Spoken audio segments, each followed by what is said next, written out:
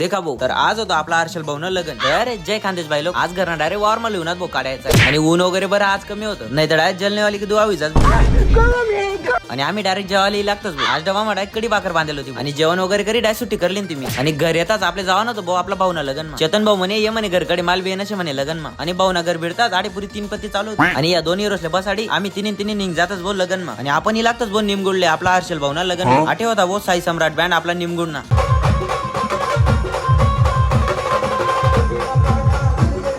आणि भाऊ त्याचं फुल फोटोशूट वगैरे चालू होतं बग्गीवर. आम्ही डायरेक्ट बावले बेटी बाटी लग्न मध्ये थोडं फिरीफारी डायरेक्ट घर निघ जातच. आणि पुढे इसन भाऊन त्या म्हणे चला म्हणे उसणारच पिलूत म्हणे. म्हणतात चला भाऊ मग.